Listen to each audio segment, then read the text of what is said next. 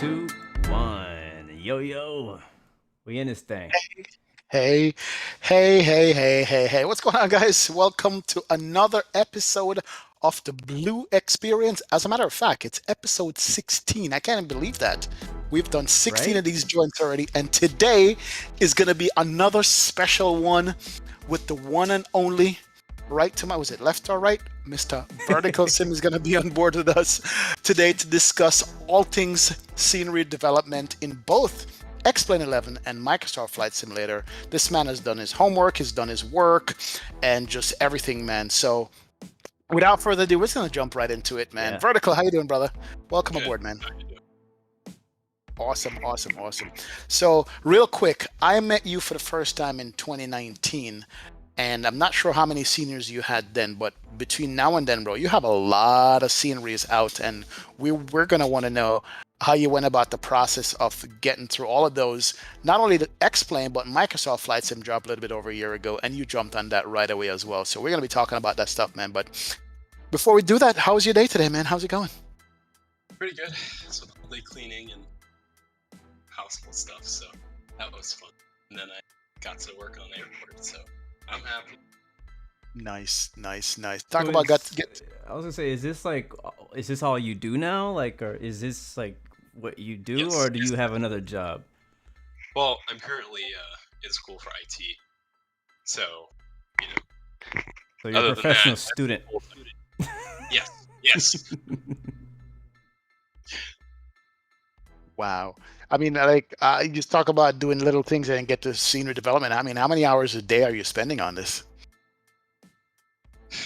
I say at least.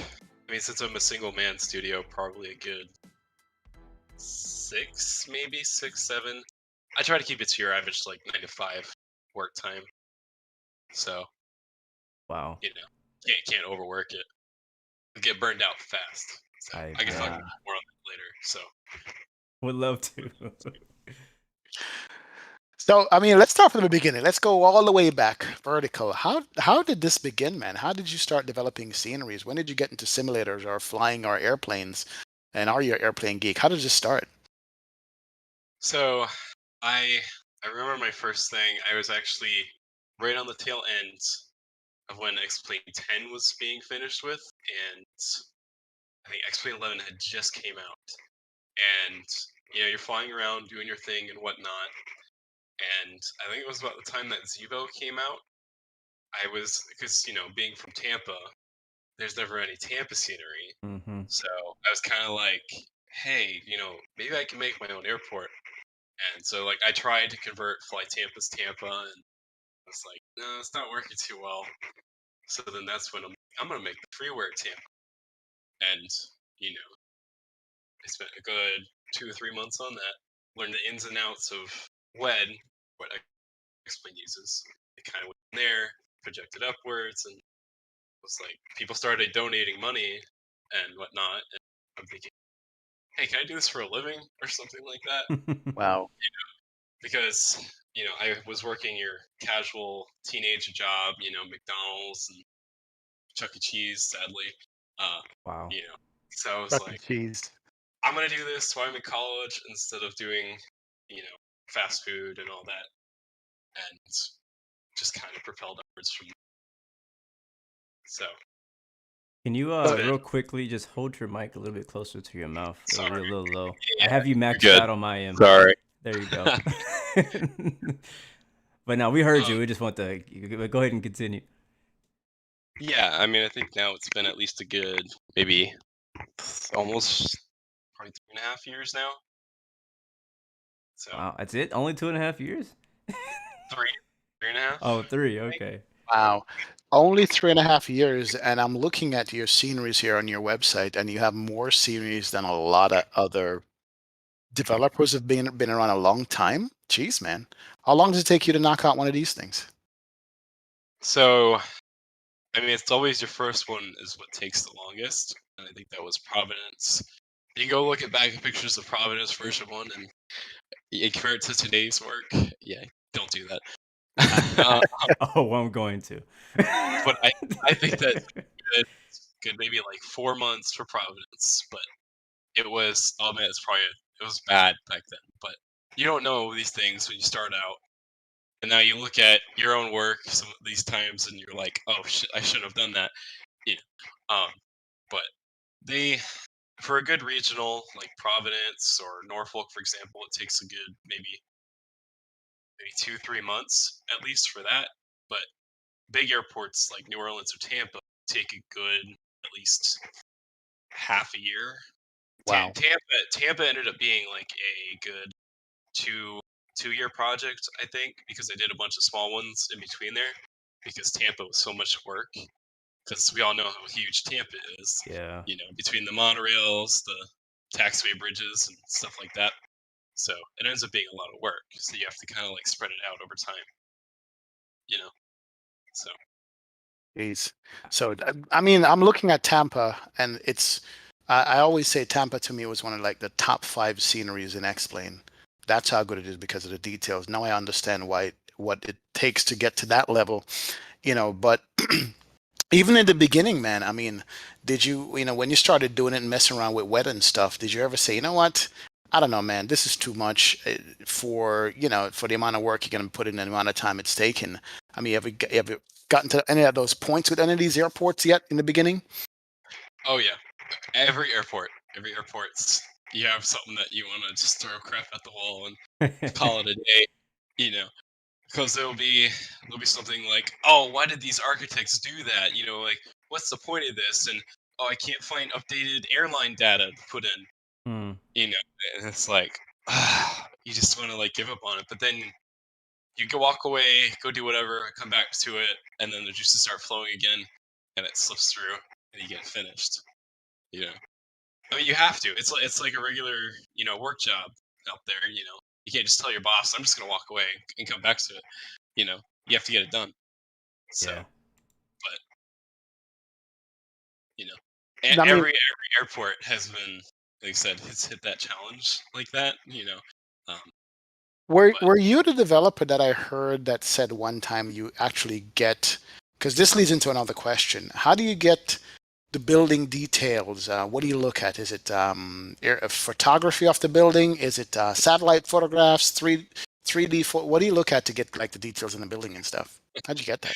well, for Tampa specifically, you can thank my wife for that because I drove her to the airport and she had a professional grade camera. So I was like, "Can you take pictures of the airport for me?" Because she did photography a while ago, and so she got me pictures of everything. And you could even take, if it's good enough, you can actually take the picture and make a texture with it. And that's what I did for some of the stuff. But Ah, most of the stuff you take from, stuff you can download online, like you just search it on Google, and then take it, put it onto the building or whatever. But a good probably 80% of them are handmade. Probably that last 20 is via pictures and stuff like that. But a thing that people always underestimate is the amount of time it takes to do the research too. You're sitting there and you're scrolling through 1,500 videos on YouTube. 737 landing in Omaha, you know, at daytime. Then you have to look at it at nighttime, and you search through all the Google the photos, and the Bing imagery, and you know, Wow. to find out like, oh, here's all the edge lights. Here's what this is in 2021 to match, to get those professional standards. What about like when an airport updates, like a runway, add a terminal? How do you deal with that, or do you do anything at all? Um, I like to use. I'm really a fan of the Navgraph charts tool. Like most people use it for flying, but I use it for scenery work, Hmm. surprisingly. But it allows you to, say, okay, these gates are the new active gates. This is where the expansions are, and you can look at like you have to look at Bing, you have to look at Google because Google usually has the most up to date stuff, and then you kind of have to change your imagery that comes with the airport to match that, and then you move all your asphalt, your concrete, and all that to match what the layouts are. I had to do that with Omaha because my imagery was from 2018 and they had built a new taxiway. Hmm. You could tell fresh white concrete compared to the old concrete all over the airport. So you have to kind of like match it up to what they have now. Because you want to be on VATSIM and you're taxiing 50 meters down from where the actual taxiway was. Yep. You know, Yep. so but that's essentially you have to kind of just modify it and use that any way you can think of to be able to use it. Yeah, you said something earlier. I didn't even think about this, that it's one thing to look at the airport in the daytime, but at night, I didn't realize that you actually had to look at, what do you look at nights? The lighting of it, or where to put the Yeah, lighting and stuff? Really? essentially it's like some airports have LEDs and some of them have the old sodium lights. Hmm. And that's people are going to notice that. If you say that, and then you have to figure out where all the side lights on the buildings are because you can't see it during the day. Hmm. You model the side lights, but you can't see if they're LED or if they're sodium. Oh, there's this light over here that I didn't see before. These are all kind of just factors you have to look into. And like how powerful are these lights? What directions are these lights casting? You know, it's just all kind of play mathematics in your head with figure these Wow. little so Yeah, that's something I never considered. And as a matter of fact, about night lighting, I'm not sure if you have the answer for this, but why is it that the lighting takes more frame from your simulator versus daytime? Maybe it's a dumb question. And do you take that into consideration also when you're making your sceneries? if I'm remembering it right, I believe it's because it's doing a, let's say, HDR lighting per pixel or something like that. So if you have more stuff that's lit up, it's going to take up permits. Jeez. I'm trying to what specifically. I don't, Laminar has a whole post written up on it somewhere. But I think it's just because it has to do like remember with the sun, it's a different kind of light than it is with like a ramp light because the ramp light's shining on only certain objects and stuff like that. So I think that's it's doing all the complex calculations and everything. So that's at least my answer to it. There's a Jeez. whole post written up somewhere, but Gotcha. you Yeah, I'm just thinking about it. Laminar could have just faked it and would have been all good, but they had to make it realistic. know. Well, a lot of people are like, the two areas you really succeed in are in ground texturing and night lighting. Because a lot of developers, they kind of just, slap it together. That's that, you know. But I like to sit there and make sure everything's like what it would be in the real world, you know. Like ISP. Who's ever seen red edge lights? No. But it's like that's the thing you look at and you're like, oh, okay, I should probably do that, you know, to match the realism standards. But a lot of developers won't do that, you know.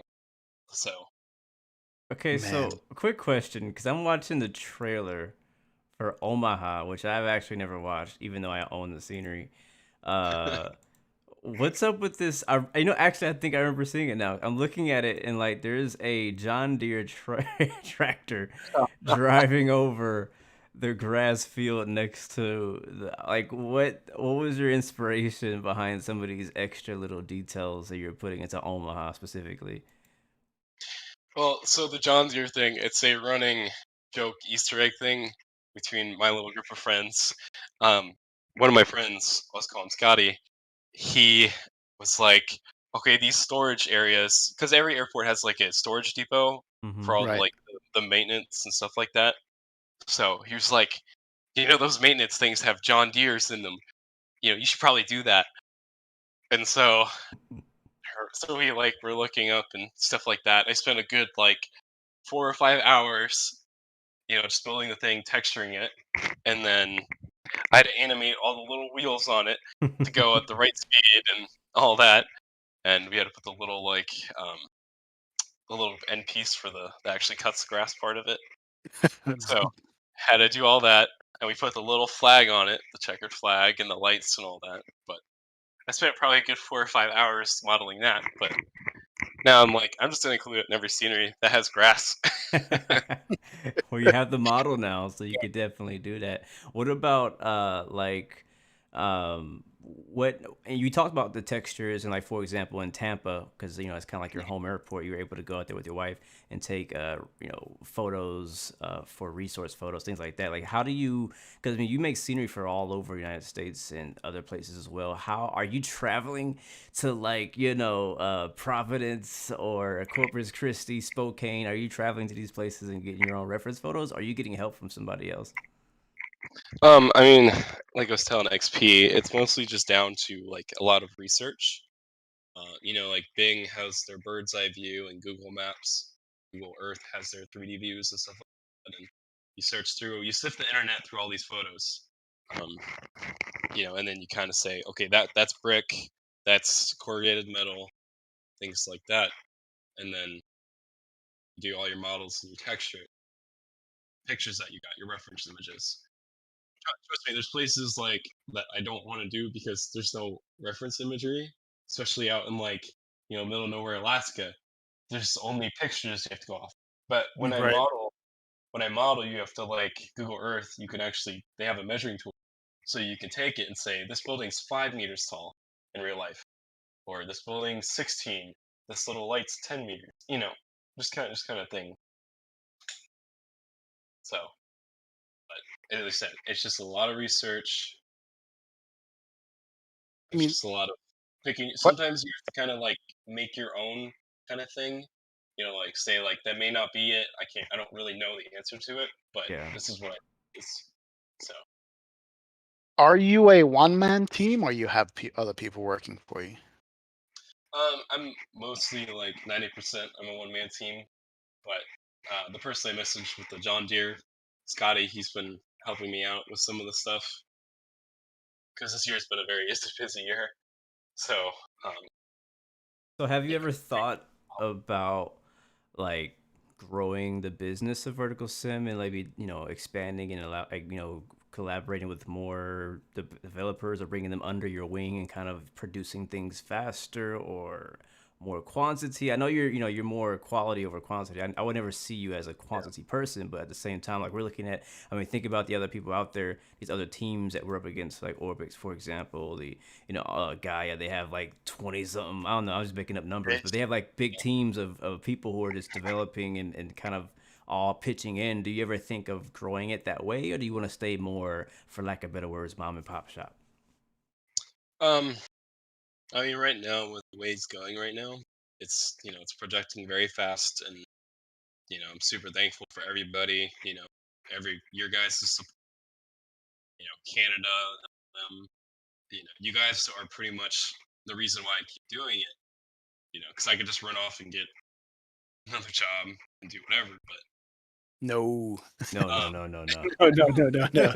Yeah. well, everything we've been talking about between me and my friends is that all these other teams they're only doing like European airports. Yep, Like yep. if I remember, like literally me and Short Final or Mr. X are the only ones doing United States airports. I, So it's I was like gonna say that. I mean, I don't mean to cut you, but I was gonna say that I think you're the developer with the most US airports made, if I'm not mistaken. I well, think you have what, 15 for X-Plane already? it's some, and that's not even including the freeware ones that I've done this Right, year. We exactly. haven't got there yet. The freeway. It's true, you know. And so I mean, but guys, let me tell you something. Take a look at his website. I'm gonna drop a link in chat. Just the way the website is presented, but you can get a chance to look at all the sceneries that you didn't realize that Vertical did. And I remember talking to you a while back, and you were saying that you were going to concentrate on doing the regional airports, which is what is. Would you say that that's what you concentrate on most? Is just the regional airports over the big ones? Um, I think lately, I think I'm more shifting into the class. What is it? Class Bravo, Right. class Charlie airports, like kind of like Tampa, Omaha, and stuff like that.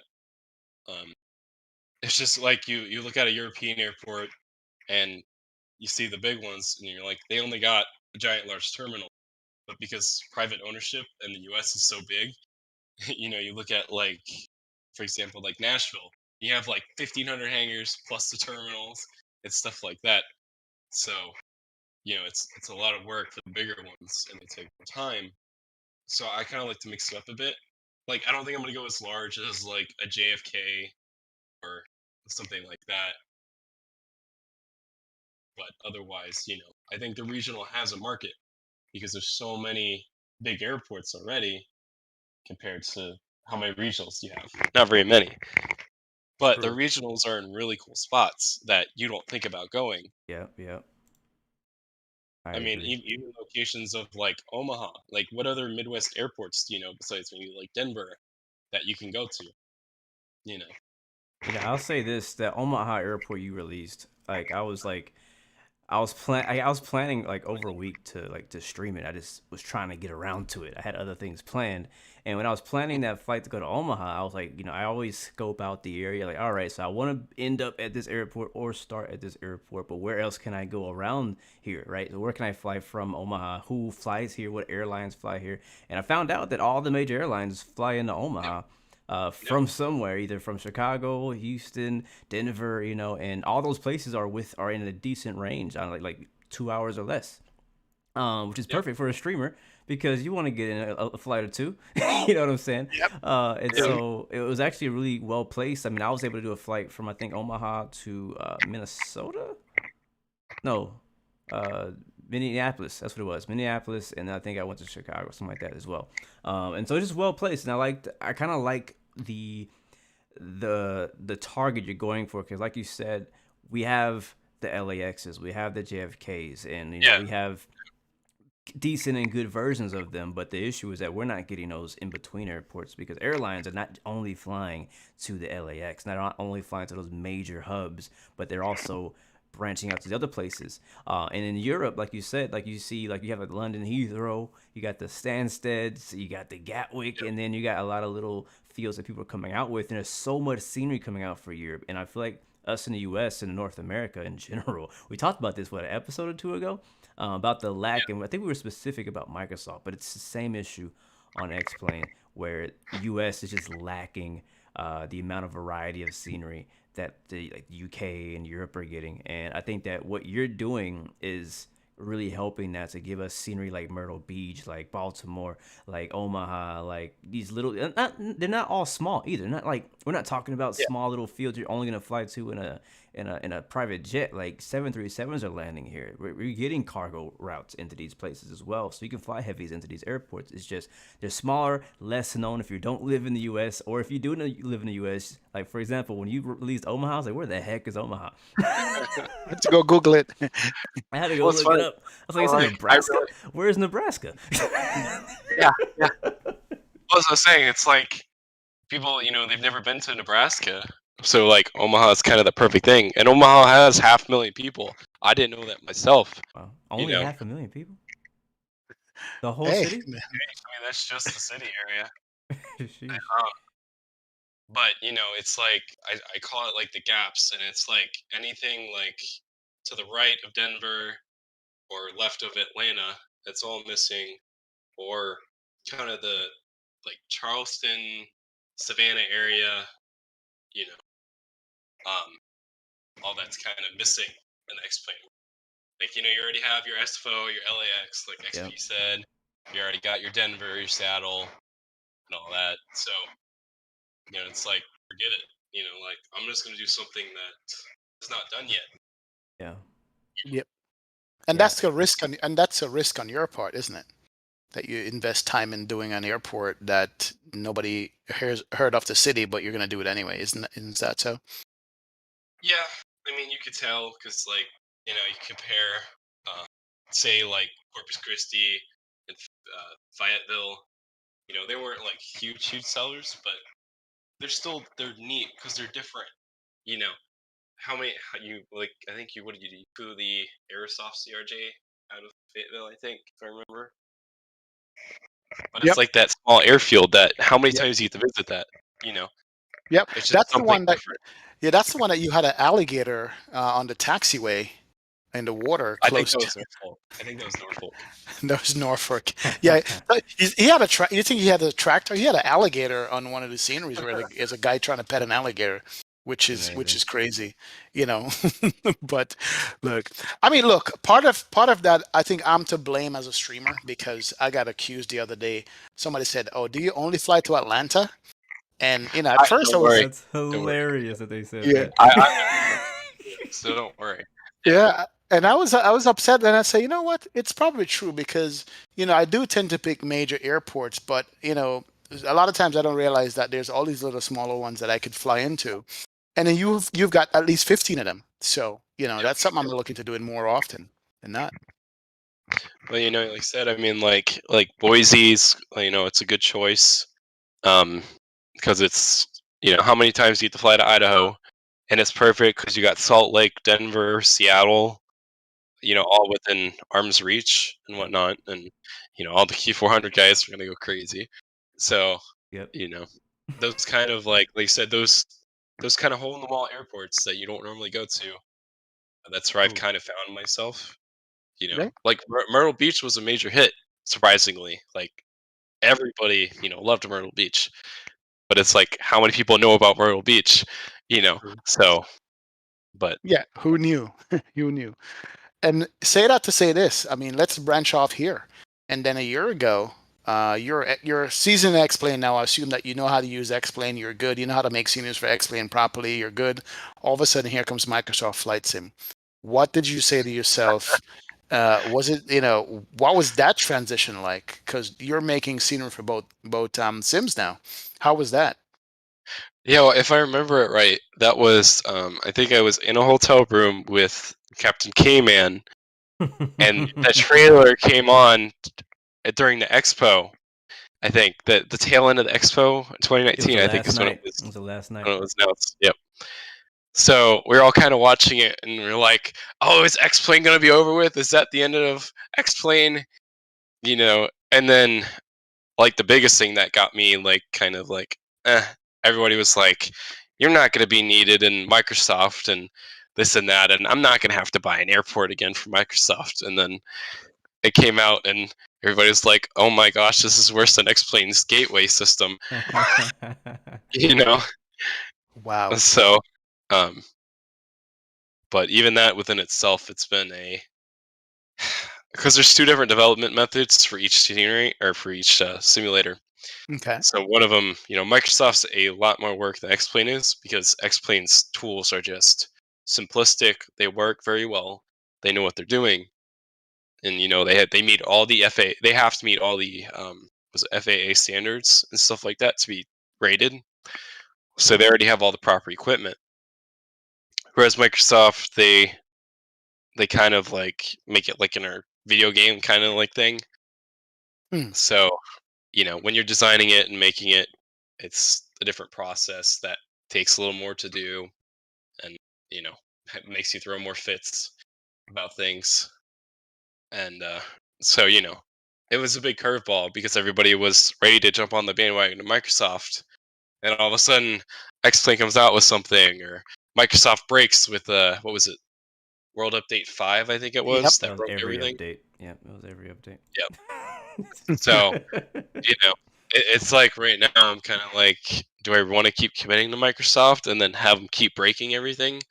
Like I talk to my friends, I tell them it's like Tom chasing Jerry, you know, Oh my God. playing with these things, and Wow. it's like I'm not gonna sit there and play these games and whatnot. Fix the SDK, make sure it works, give me what I need to get it done, and you know, so. Has it improved since day one, since you've been using it, or what's the status of the SDK for Oh you yeah, guys?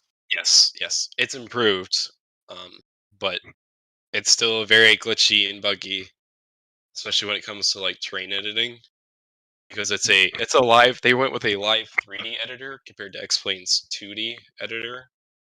Like the complete So opposite. yes, so you run into more glitches. I was like, oh, this 3D editor is going to be so cool in Microsoft. Ends up being more glitchy than the 2D one, you know. So, but I mean, I will say like Microsoft's lighting engine just it can make the ugliest textures look good. So, Ah, nice. so you have a lot more wiggle room. But Nice. so But I mean, I'm looking at your website now.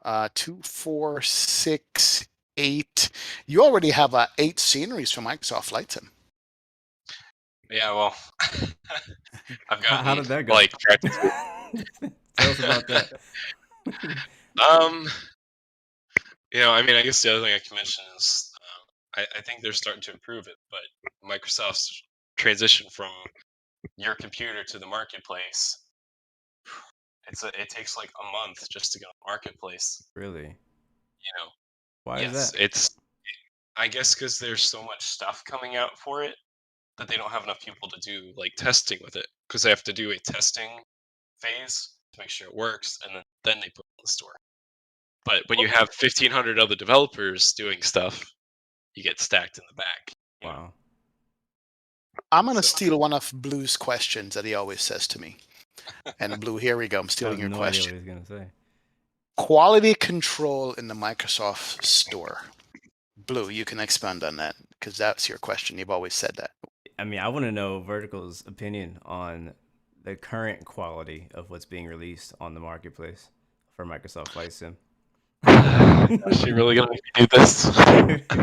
Yes, we are. We are.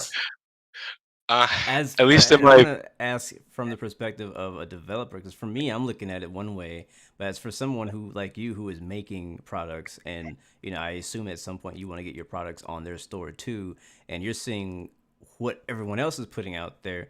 Like, I mean, like, how do you feel about that? And does that make you feel like putting less effort into it? For yeah, I mean, like you said, for my thing, it's quality, over quantity. Like I hate to put it on a developer under the bus, but what is that? That FSX scenery developers guys or whatever. I don't know what you're But talking about. they make those. Was it those really like weird looking paywares? Jeez. So Yeah, but you're not anyways, narrowing it down. yeah, sorry, I ignored that. Anyways, I think all your major developers like Flight Tampa, Flight Beam, they're nailing it, of course, you know. But then you see some of the other stuff on the marketplace, and you're like the whole Max fiasco, Yeah, yeah. and all that. It's like you see it, and you're like, how could the Microsoft team approve this to go on there? True. So Can't I'm nod kind of like, my head hard enough. so it doesn't really affect my work. I just do my own thing, kind of thing, and let people say, and I don't. I mean, on the rating system of all my airports, they have always come above a 4.0. Sarasota actually just, I think, is 4.8 out of 5. Wow. Nice. So And that's feedback from the audience, yeah? yeah, it's on the marketplace. Nice. So Well, here's you know, another question. And I might know the answer, but do you prefer people get your seniors through the marketplace versus your own website? Is there an advantage, disadvantage between getting it from you directly or from Microsoft? What do you think? it kind of works both ways. Most of the time, I do try to make it cheaper on my site. But when you sell in another store, just like a company sells in Walmart, they take their fees to make money, of course. So they'll be more slightly expensive on there. But overall, I mean, it's really up just to the consumer. Some people are more comfortable with X-Plane Store. I've spent a good time making my website more accessible, more user-friendly, modern, So, like I said, I mean, it's really up to the person. Some people like to have all their purchases in one place Yeah. and everything like that. So, but most of the time, it is cheaper to get directly from the developer. Gotcha. And now, I like to throw a shout out, if I could, because I don't know if you guys use the Contrail I app. knew you were going there. I knew it was Nice. coming. Yep. So I actually, he messaged me and say, "Hey, you want to be on my store? You do a good job." And so he's absolutely my favorite store to work with. Yeah. He's always on time with everything. He's very prompt, straightforward guy. And the app he did is just amazing. It's I like to say it's even almost better than Orbix's thing. But anyways, that was that good experience, Yeah, and we were actually just talking about Contrail a episode or two ago about how it's just how much as a as buyers how much we liked it and how easy it is to access your favorite developer sceneries and stuff like that. I wish that they would also branch out and have an X-Plane side of it too because it's just Yeah. so I easy it's funny you to get mentioned it. that because I'm actually in talks with him over that Ooh. right now. So, You heard it here first, but guys. We might get but X-Men and contrails because of Vertical Sim. It's good. well, I mean, it's either gonna be through there, but I am working with I builds on their Ooh. name manager too. Nice. So my stuff will be on there. That's looking pretty good from what I've seen with it so far. Um, so really just have to Well, wait and see. But tell me if I yeah, make sense or not. I don't like to buy sceneries from the Microsoft Store because one, in order to get said scenery, and I could be wrong, you have to have the sim running. I prefer to my scenery management, like I could just go to different sites, download them, and then drag them and drop in my community folder. Versus with Microsoft, I feel like I have to load the game up to get the scenery. Is that correct? That is Am I correct, wrong? actually. yeah, Yes. yeah, yeah. If you're Yeah, buying for the marketplace, yes. in the marketplace. I So honestly, at first, I liked the marketplace idea better because I could just click on it. It drops it right into my folder. I don't have to worry about unzipping anything. Like it was super easy. But I agree with you there, where you have to like if you hear that Vertical Sim has a new scenery out for Microsoft Flight Sim, you want to get it as soon as possible. You got to wait 30 minutes for Microsoft to load, and then you get into Microsoft, and then you get in the marketplace. You go and you find it. If it's not on featured, you got to go freaking like filter through it, find it down, and then you got to download it depending on how big it is. But I mean, I like the ease of use of the marketplace, but yeah, I do agree with you. Yeah. I don't like that you'd have to like. I wish there was a way, kind of like Contrail, kind of like the Orbix store, where you could have an like a out of the sim hub to download and buy your scenery and not have to because I mean again I know I kind of talk down on the sim market and I know those guys work hard to make that website what it is, but I'm not a fan because I feel like this. I don't know. I like the organization of it. But I feel like my scenery. I don't like having my scenery so spread out. That's why I like the store, the org store, for so long because everything was coming out there. Right, Oh, we know yeah. I was gonna get it there. I Yep. had this super long list of add-ons that I bought there. I'm earning points from getting it. Matter of fact, I told people this. I actually use my points on the X-Plane store to buy a whole A350. Like that's how many points I had Hey. on the store for free. Jeez. I got an A350 completely for free just off X-Plane store points. And so yeah, I'm just a centralized person, so I didn't like having to go to the store for one thing, go to Vertical Sim site for one thing, go to Oryx over here for one thing, go somewhere else, and then now it's all spread out. And then think about what about updates? How you gonna keep up with that? So Yeah. I mean, like I said, it's that delay to the marketplace is the biggest thing that like hurts the developers because it's not only it takes 30 days to get on there at least, but then it takes another 30 days to receive any like money from that Yep. from those sales. wow. So it's like try paying like a rent or mortgage doing that. It's like it's very hard to do. Yeah, be Wow. like, yeah, hit me back in 30 days when I get my cut from Microsoft. Yep. Yep. Minus fees and taxes. Yeah, I think Contrail for me is like the happy medium between, whatever. Every. But Yep. your website visually is stunning, man. I'm like, man, who did your website? I love the rolling thing. We need to talk when we're done. I like your website. Yeah, well, I But actually built it all by myself. You know, nice. You could go I to mean, web development too. I'm just saying. yeah, it's IT. It's all IT. Yeah, There that's you So go. true. That's part of his Well, major. talking about stores, talking about Microsoft, and talking about X-Plane, let's talk about prices. Somebody said to ask you this in chat. What's the difference in price, and how do you determine price between X-Plane and Microsoft? Because I feel like Microsoft tend to be less expensive. Is there actual reason for that? I mean, can you talk about pricing at all? I mean, how do you price yeah, stuff? yeah, yeah. Explain. It's always just been a standard pricing level because nothing's really changed ever since then. I mean, I think. I mean, the main point being that when Microsoft came out, and as soon as Flightbeam dropped Denver or whatever, they dropped it at a lower price. Even though, because I guess they did it because it was a lot older. But I think that literally shifted the whole pricing market of Microsoft, where now it's you sell it for a cheaper price, but you rely on volume Yeah, in that kind of atmosphere. You know, whereas because X-Plane is kind of like for your regionals, you do like maybe like 18, 16, something like that. Larger like Tampa, you do 25 and all that. Because I remember releasing Tampa, I think it was like 27, I think, originally when I released that. So you could tell how much like things have changed since, at least a year ago compared to what the prices were. Um, Yeah, your Tampa right now is running for $19.99 on the website I'm seeing. yes, yes.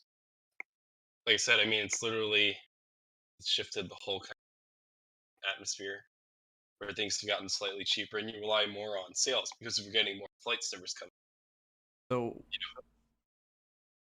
So on that note, like, did you see a spike, like when Microsoft Flight Sim came out? Because I mean, I'm not sure if you had scenery already available, like during that trend period when people were just flooding into MSFS. Did you see a spike going into your sales on the X-Plane side? Did you see a spike on the Microsoft when you finally got that first Microsoft, and then also like what's kind of like some of the background of like how are your sales on the Microsoft side compared to X-Plane? So essentially, I think our first big like airport for Microsoft was Norfolk, um, and that was kind of like the thing. It sold on par, with what an X-Plane release would, and that's when all the Microsoft hype was going on and stuff like that. And then as they started releasing them for Microsoft, they started to get lower and lower and whatnot, and then they'd go up and then they go back down.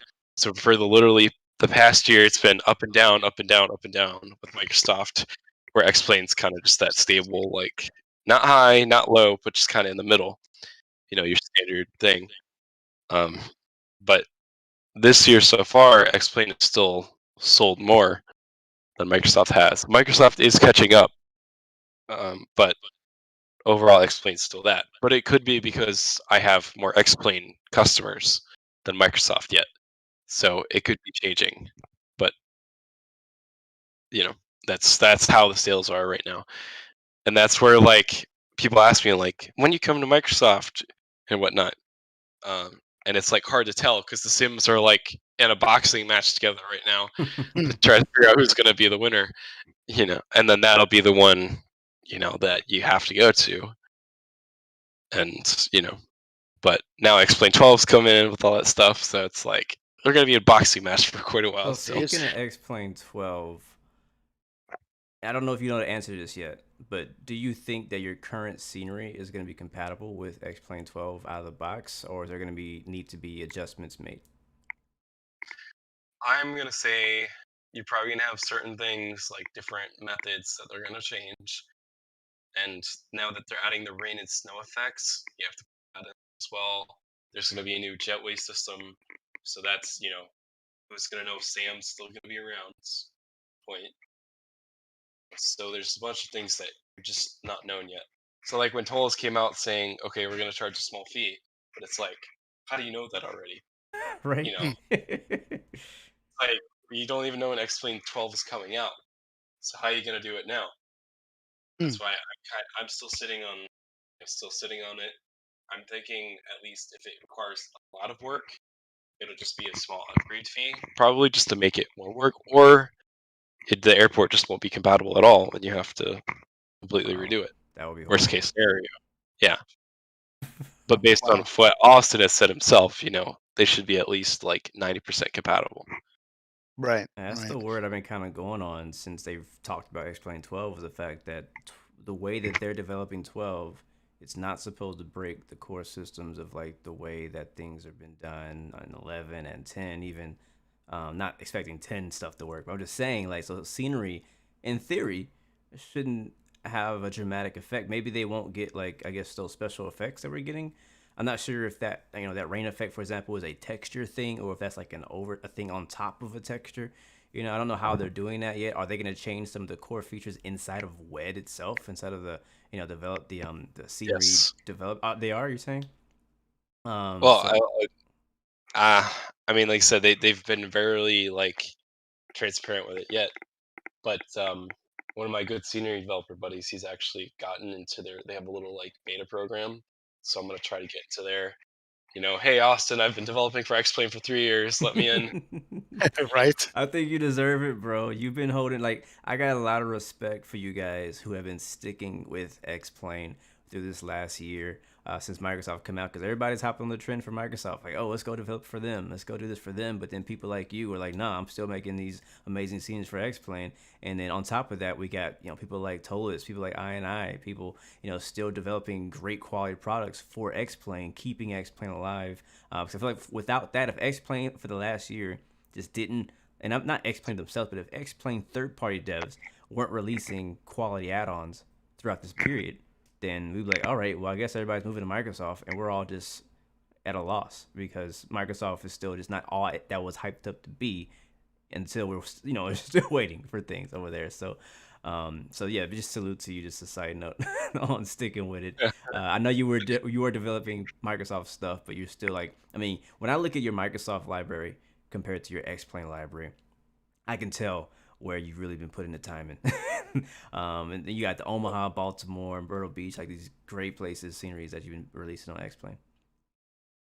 Yeah. Yeah, I mean, like I said, a lot of it, those X-Plane airports go back 3 years ago too. Microsoft's only been out a year or Yeah. so, so it's the more will come eventually. But right now, it's kind of like, okay, I'm gonna stick with X-Plane because it's easier. I can knock out some of these bigger airports. And like I said, I mean, I just can't rely on Microsoft too much right now because they break constantly.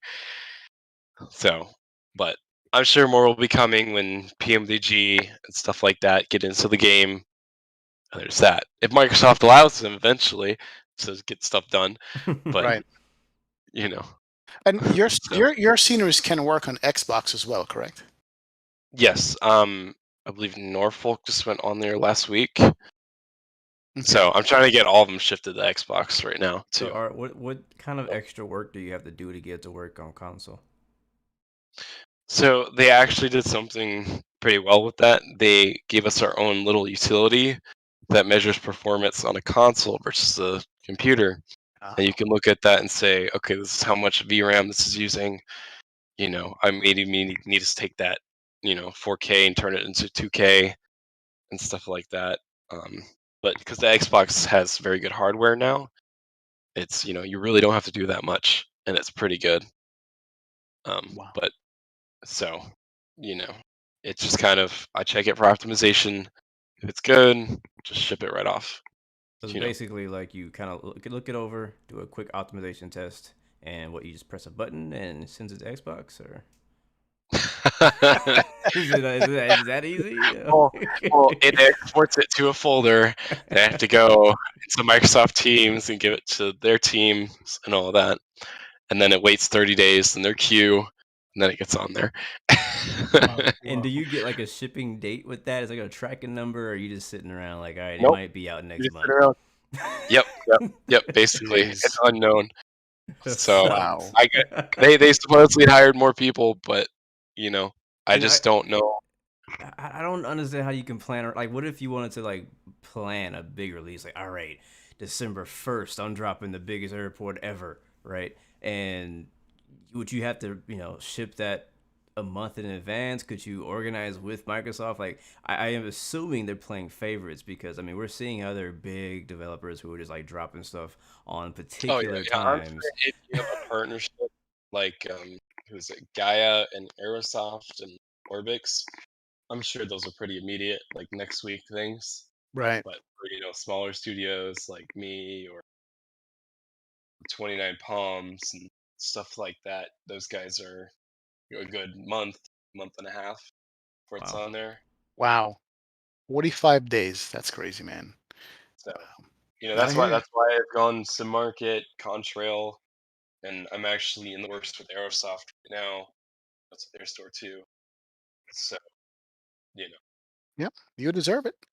Now, let me shift a little bit here because somebody in chat mentioned this. If you guys don't know, X-Plane guys know this already, but if you guys are just Xbox only, there's a thing in X-Plane called Ortho Photo. And this is the savior for X-Plane, in my opinion. Without Ortho, I probably wouldn't be flying X-Plane. And I downloaded like 2 terabytes worth of Ortho and did my own thing on it. And then you came and you dropped a whole bunch of pre-done ortho called V-states. What made you do that, and what's the process like to clean those things up by removing clouds and all kinds of different things, man? How does that work? Yeah. Oh, well, I told my recommend. I'm like, I'm sure they're gonna mention V states Oh yeah, somewhere in there. We have It's to. like it's gonna be yeah. somewhere. So essentially, what had happened was I was trying to download Ortho, and who's it? Fork Boy, I think it was, is the other one. So I saw his, started downloading it, but then you have to do all the conversion process and stuff like that, and I'm like, this is ridiculous. A whole day to install Florida. Like, no, this is ridiculous. So I had known how to do Ortho for XP already, but I eventually played around with the settings. I found a cloudless, mostly cloudless source, like 90%, and I went off of that, and I already know how to modify colors and make it more natural looking, thanks to scenery work. So I took that and I applied it to that, and then that's when V States, Florida was born, and it went on from there and there. And people were like, "Oh, make more states, make more states." And now I think now we're at like just Michigan, at least in the continental United States, is left. So, And you did but Nevada, right? That was recent. yes, I yes, thought so. Nevada. I think Nevada was the last one. I think, or was that Washington? Maybe it was Washington. Um, but essentially, mentioning the clouds. Thank goodness it's mostly cloudless, because there's a lot of textures you have to sift through. But you sift through all the textures for the state. You see clouds, you open it up, you pop it open in Photoshop, and they actually have a really neat like brush tool, that you can actually, it'll just Photoshop it right out for you. Wow. So it's pretty much an easy bait and switch. Yeah. For you guys who want to fly X-plane, but the ground textures look like garbage, I mean, V-states is there. I've been accused of not using V-states because I had my own ortho, but I do have V countries though. I have Jamaica. And every time I fly in a Jamaican X-plane, it's like, wow, where'd you get that? Whose ortho is that? That's yours. What I, other I country think you I have? think it was Geo that motivated me to do Jamaica. I think so. You can give him the I cohorts. actually replaced my ortho with the V States ortho because I had been generating ortho for years, like for all over the U.S., trying to just get patches of the areas that I fly in the most. And I was like, V States covers the whole darn state. I'm just gonna delete my stuff and take his. So I literally just deleted all my because mine weren't color corrected. They had freaking weird color lines and clouds going through them. And they were also just not organized. One of my favorite things about V States is that I can put a folder, or is it folder in my custom scenery folder called like Colorado, and that's all of Colorado. Before I had all of Colorado, but it was like a million folders of numbers for like GPS coordinates. So like I like this better because now I can like if I really wanted to just turn off all of Colorado, or if I wanted to get rid of it for some reason, I knew where it was. So for me, that was one of my favorite things. Yep. Yep. Yeah. I mean, like I said, I wanted it to be optimized. I don't want to kill frames, but I want it to, and I didn't want it to be a large file size, but I want it to be, as high res as it could. So I just decided I'm going to cater to the airliners, the simmers, and not the GA pilots because that's too much space that everybody doesn't have. Right. So And if you um, want What? higher What? quality, you could just make your own. That's kind of what I did too. Is yeah, there were yeah, certain areas that I was like, all right, well, this is really dope for like if I'm flying over Kansas. I was like one stop I'm making Kansas. No offense, anybody. Um, but if I'm in my hometown though, I want the area around where where I'm familiar Exactly. with a higher quality. So I went and made my own ortho for that area. Wow. What Zoom 11 did you say it was again? V-states? So most of it is 16 and then 17 around major airports, Nice. and then the flyover states like Nebraska is mostly in 15, Nice. and then it gets 16 as you get closer. But like I said, I want to do the flyover areas and lower res because 30,000 feet, you're not going to see someone's Toyota Prius parked in their parking lot. You know, so I Yeah. decided that I'm going to save people space and do that, and it seems to have worked well. So I'm Right. looking at the map right now on your site for the coverage map, and I don't think you updated it in a little bit. You said I Yes. see that Yes. Nevada is not shown that it's in here. You said you're working on Michigan still, right? So that's a work in progress. Yeah. Michigan's like halfway right now, I think. So do you have Minnesota, Louisiana, or Montana? Yes. Yes. Those are all in there. Okay. That map really needs to get updated. I was Yeah. trying. I Well, was trying to see if I can get in touch with someone to make me an actual like thing where you can click on the state oh, and hit that's download cool. That and would be whatnot. that would be great. So I gotta figure that out. But Have you done the West, like Washington, Oregon, California, any of that? yep, it's literally only Michigan that's Okay. left Okay. in So the this map is continental super U.S. out of date. Okay. Good. Good to Yeah. know. All right. Cool. I hear you. And V countries. Don't forget V countries, Yeah, Jamaica and Jamaica Yep. and Ireland. freaking Ireland. Why Ireland of all places? Um. I Must have mean, been one guy. It must have been one guy in your chat or your Discord. well, being a ginger, you got to do Ireland. No, I'm just kidding. Um. Hometown. So essentially, I think it was. I think I actually just said I want to fly to Ireland one day to Dublin or whatever, and I was like, "There's no scenery for it and whatnot." So I was like, "I'm just gonna do Ireland just because it's a little smaller, something another Right. country and whatnot." And now I'm getting, "Oh, do Germany. Oh, do Oh France." God. It's, Yeah, in the chat they said do Canada and do Alaska. Yeah, we really need Yeah. Canada and Alaska. They need some We love need we over need there. Canada, man. And Mexico. Yeah, just keep going. The Oh, whole Mexico. The whole Canada. well, a lot of people were like, "Why don't you just have Laminar pay you to like go there and do all this for them and keep it, everybody they can live stream that out like Microsoft does." Yeah, it's yeah, true. absolutely, absolutely. I mean, that's a killer feature. I mean, without Ortho, we be half as excited about X-Plane as we are, Yep. honestly. You know what I mean? I And in some probably wouldn't be instances, playing X-Plane at all, to be honest with you, yeah, or though. exactly. Yeah, It will be it's uninstalled. That's the truth. yeah, it's better. Sometimes some of your Ortho is better than what I can pull in on Microsoft. Depends on my connection speed and stuff. I've gotten that too. I've gotten that too. People are like, "Your Ortho looks better in X-Plane than it does in Microsoft, or like the Microsoft Ortho." Yep, Yeah. I'm like, "Hey." it's true. I would be remiss to not mention this your charity work for the community. We'll talk about your sceneries and your V states, but Simwings was a project that came up. Yep. It's the Dougal McTavish was running that, and the amount of stuff that you donated and gave away, man. I mean, you're a very charitable guy, man. How it's just what can you say about that? You know, Yeah, I mean, like I said, Dougal approached me, and he was like, "Okay, and we're gonna do this thing. Can you give anything towards it?" And um, Dougal was just, he's an amazing person. Yep. He's, didn't, like scratch at me like, "Gimme, gimme, gimme, gimme." He was like, "Just do what you can give." I was like, "Okay, sure." And then I was, because I try to be, I want everybody to have the flight sim experience and whatnot. And I mean, it's not like you're giving away, $100 microwaves or, washer dryers. It's like $15 is what it is, and it doesn't affect me because it's, you can write it off on taxes and whatnot. So it's, say whatever, and I want to just be supportive of everything, and I don't want people to have to experience the pain of default airports either. Yeah. So, you know, um, I was just it's like, true. okay, sure.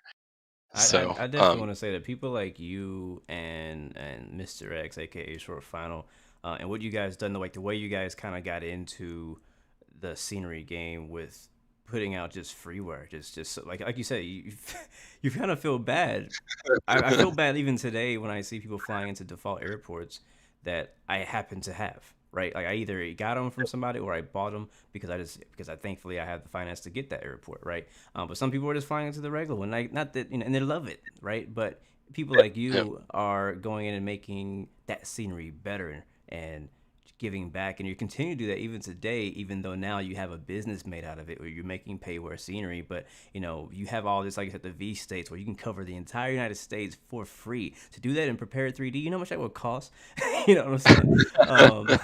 Yeah, yeah, yeah, So it's just like it's huge. And it's one of the favorite things about the X-Plane community and most of the flight sim community is that a lot of developers they're passionate about flight sim and aviation first, and then it comes business second, right? And so sometimes you even take risk and you take sacrifices for us, that I think we don't even know about. Yeah. I mean, like say, I mean, it's just everything's just been, such an amazing experience because, this is the first job where you kind of feel like you're actually out in the world doing things, and I get to do that from home, you know. It's just like it came out of nowhere, and it's just you feel like you're something and you're actually like doing something, you know. Um but I just clicked on the freeware link on your website, verticalsims.com, and it took me Mhm. to your freeware section on the org. V. Blue, I didn't know this.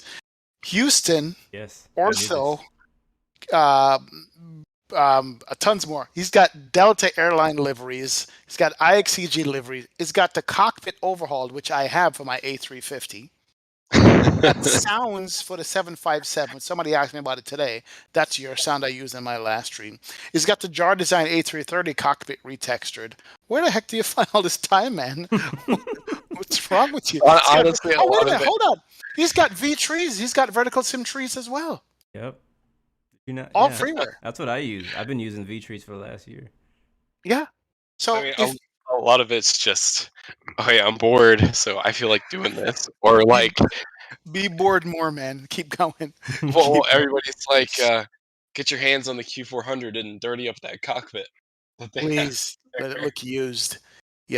Look, the reason why I'm mentioning this stuff is that I always say that the developers of this community makes the community what it is. Without the developers doing what they do, we're screwed because you see that the simulator makers are giving us default stuff that just looks absolutely horrible. Yep. Right. You can't even fly into them. So when I say, guys, go to verticalsim.com, look at all the sceneries, support this guy, I mean it because it's not just selling stuff to us and then disappearing. It's giving back for things that you can use for free. I mean, V states alone, is worth so much. So I appreciate that you do that for the community, man. Absolutely, I do. And when you come and say, "Hey, man, take a look at the scenery," I'm like, "Yeah, why not? Absolutely, let's go get 50 people flying in there," which doesn't happen in real life. So we appreciate that, bro. Which doesn't. Absolutely, man. It's true. Yeah, yeah, it's true. You know, but Omaha probably it, sees 50 flights a day. yeah, No, just kidding. Eh? exactly. Exactly. Real quick, I mean, I guess you mentioned it before. Let me go back to senior development. I mean, even though Microsoft is frustrating to develop because of the tool, which is at the end of the day, if everything was working correctly between both sims, which is easier to develop sceneries for? If everything was equal, So if everything was equal, right? Everything is working. everything's working. Excluding mesh, it would be X-Plane. I'm Really? always saying that, yes, because the tools, WED is just Blue has used it. WED is such an amazing tool. I mean, I've had thousands of times where I've cursed at WED, but now it's evolved into this very nice tool that's compact and it's much easier. Like, if I'm on a laptop, I can easily just send the WED file over. Yeah. Whereas Microsoft, with their SDK, you have to install the simulator in order to use their SDK and their M sim toolkit kind of thing. Um, but that being said, I would really like to give Austin a handshake and say, like, can you give us mesh tools for X-Plane? Hmm. So that way we don't have to, because you know how the issue is you have to build the mesh into the Ortho for XP tile in order to use it. And between having to clear the airport and overlay for buildings and trees and stuff like that, and then the mesh, it's a lot. You don't have to do that in any other simulator, you know. So it's like, why do we have Ju- to do it for Just to X-Plane? clarify, when you say mesh, because I think I know what it is, you're talking about the terrain, the hills, the Correct. slope and Yep. stuff. Like Okay, Tampa has that taxiway bridge. right. That's mesh. Right. Like the man-made hills and stuff like that. That's all. I had to do that in a very sophisticated way that took. Sounds extremely difficult. Jeez. Yeah. So there's no easy tool to do that right now. Somebody wanted to know what's your modeling and texturing tool? What do you use for modeling and texturing?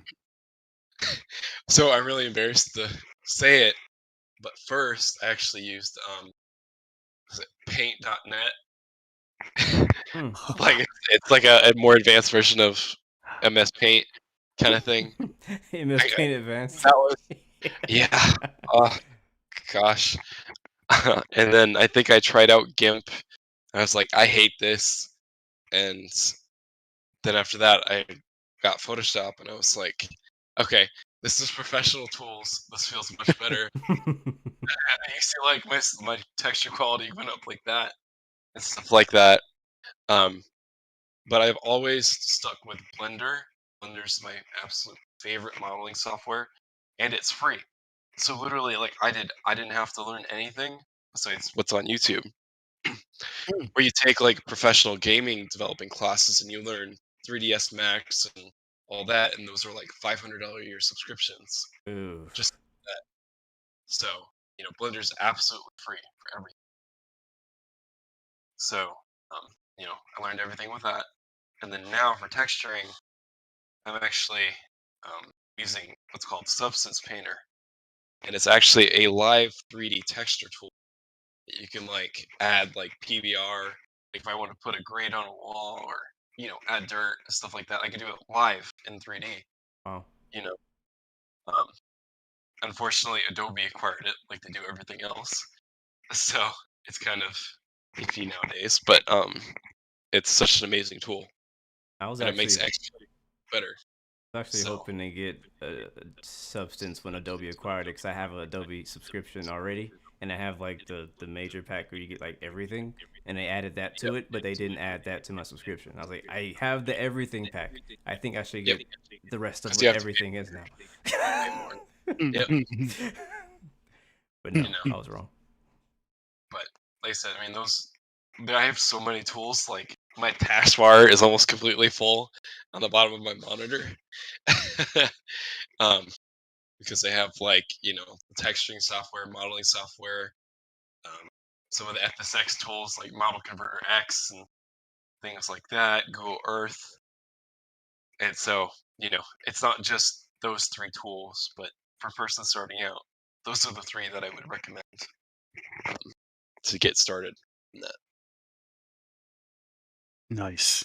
Yeah, that look, it's good to get a look behind the scenes for young and upcoming designers, thinking that it might be impossible for them to get into this stuff because they got to go out and buy a whole bunch of stuff. Start with what you have, just like streaming. Just start with what you have, give it the best, and keep going. You know what I mean? I mean, what would be your recommendations for people who want to get into this game? Any words of wisdom you've learned over the few years you've been doing it? um, I'd say you pretty much want to make sure you're very consistent in what you do. Like you're going to be frustrated so many times. Like this is the job that I've had to say, you know, F it the most times to something. You just have to do it anyways. Um, like I've probably placed over 1 million baggage carts by now. So a lot of it's repetitive when you do like commercial airports. But I mean that being said, is stick with it. You're modeling and texturing. It's gonna suck in the beginning. Just with like anything you do, it's gonna suck. And I still hate some of my own work. You know, um, it's an artist qualm type thing. But you know, um, especially I'm really proud of like Tampa and Omaha, and all that. Now I can see it in my own light and say like, oh shit, I did a good job for once. You know, so but yeah, I said stick with it, learn it. It's gonna take a while to get good at it, just like anything. So So we talked to someone before. It was a developer. They said that they were just getting into add-on development, and their first product was basically crap, right?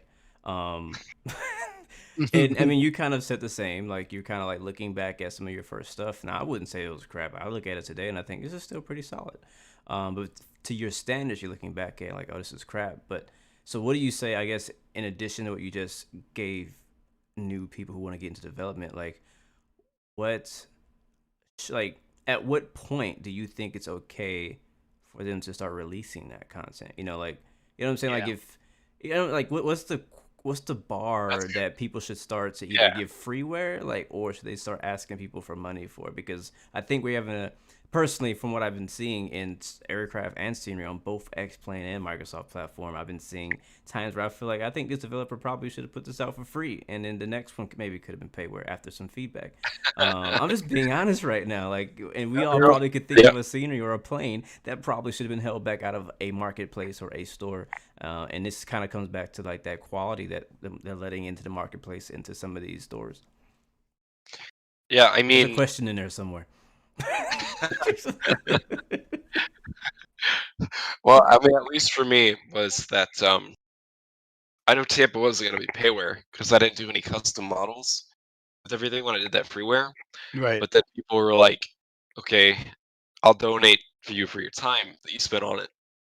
Um, and then I decided at that point I was like, "Okay, I can make some money doing this," you know. And then at that point, it kind of just went to what it was now because I was able to start making my own models and stuff like that. So I'd say the good threshold would to be when everything's custom. When you learn what a dot line, a dot pol is, and how to make lights and stuff like that, which like still it's all for free in Blender. And there's numerous like Photoshop softwares out there. So, I'd say when you're able to do that and not like some of these other companies that just throw down default assets and mix them in with some custom assets, like Yeah. Yeah. there's good uses of like the AutoGen system and whatnot. But, when you're able to do custom, when you're able to, you know, think in your mind like, okay, I'd pay money for this. Is it comparable to like Aerosoft or Mr. X, and kind of not all the way. Like Providence V1 was not Mr. X quality for sure. Um, but when you're able to decipher that in your head, I think that's when you could do it. But you're gonna fail. And like I said, like Providence V1 and whoever you were talking about, it's gonna suck. But I mean, like when Apple released their first iPad, I mean, was that good? Compared to today's standards, it takes time. Yeah, it You know, does. True. so it's like where some of the teams like Flight Beam and Flight Tampa, they've been in the game for almost like what 20 years, you know. So it's like sometimes I'm like my shit or my stuff looks like crap compared to them. But then, you look at it and like I've only got 3 years of experience compared to their 17, you know. So it's kind of like okay, and you can slowly start accepting it. That's that's when you start catching up to the big boys. You're like, this is respectable. I like this. This is Yeah. good stuff. Yeah. And And where then do you you, start see the shortcuts they're taking on stuff. Go ahead, Blue. I was gonna say, where do you because I think me and XP talked about this at one point, but where do you get the satisfaction of, like, when you're like, does it happen when you finish the scenery and you're looking at it from like a bird's eye view, or you're looking at it close up at the terminal, or is it when somebody posts a screenshot of it with their plane, or is it when you see XP flying 50 people in there? Like, where is it where you get like that I'm like that satisfaction? Like, when we as flight simmers, when we fly in somewhere and we land, it was a beautiful approach and it was butter. That was like the best case scenario for you. Like, what is it? What is it for you? True. Good Well, question. I've actually joked about with my friends. We're like everybody's like we'd always get bad landing rates on like the airport streams and whatnot. So, um, who was it the other day? I think it was. I'm sorry, that's I think it was hilarious. actually you, Blue. I think it was you, It Blue, was that had a good probably landing. me. Um, so you know, I'd say it. It's that okay. I happened. won't be offended. But it mainly comes down to when I see people using it and whatnot, and they're satisfied with it, and that's where it kind of hits you like, okay, I did good. I could be proud of this. People love using it. It's mostly a lot of the home airport people who live there who are kind of like, damn, like you did this very good. It looks like home kind of thing. So it's really when that stuff comes out, you're really like, okay, that 4 months of work for this was worth it. And referencing your joke about being there for 20 minutes, that's another joke. You spend 4 months on a place you're going to be for like 20 minutes at an airport. True. So, but, like I said, that's just my satisfaction is seeing people happy with it, satisfied. Um, they enjoy flying it. They have a new destination to fly to. Yeah. So, you know, I mean, look, you never know how much you appreciate your custom scenery until you fly into a default scenery and you go, "What the heck is this?" It looks like the last one. All the default sceneries just look the same. Well, let's explain our Microsoft. It just looked like, okay, I see what this is. And you're right. We only literally spent like what 20 minutes on a taxiway, and that's a little bit amount of time off a 4-hour stream to see your scenery. But I'll tell you though, coming into a scenery after a long flight and landing and seeing you know what I love about your scenery? This is it. The ground clutter. Seeing the ground clutter stuff. Like your yep, parking lots have a million cars. I like that. That's an yep, airport, right? yep. There's a bunch of baggage carts around and stuff like that. I think is just as important as the terminal and buildings themselves. You know what I mean? It's not sterile. Yeah, I mean, like when I do it, I like to match exactly what the airport is, what you see it as from like satellite. I want all the baggage carts, like Delta baggage carts have to go with the Delta jetways and the gates and whatnot, and Southwest or Southwest. Oh, You don't know, forget, eh, as a ramper, you got to put a few of the wrong carts places just to piss them off. Yeah. Yeah. Yep. It's true. I got a good, interesting question here in chat. What are the most frame killers in a scenery design? What kills your frame mostly in any scenery? Verticalsim has left the chat. Yep. No, he's here. He's got to go answer that. It's all good, man. Take your time. Take your time. Yeah, I asked the question in chat a second ago. What people were saying? What is your favorite vertical sim scenery so far? I'm seeing a lot of Tampas and a lot of Sarasotas in the chat right now. So I think for me as well, I think my favorite is. I think my favorite actually. I have a new favorite. My new favorite is Baltimore now. It used to be Tampa. It used to be Tampa, man. Yeah, my new Tampa was favorite is my joint. Baltimore. But Baltimore, having been in and out of Baltimore so many times, man, that Southwest terminal up front was like ridiculous when I saw it when Vertical did it. I actually loved that scenery, you know. And I'm gonna make it a point now because I have quite a few of them, not all, to start flying to those places out of Atlanta, out of Baltimore. You know what I mean?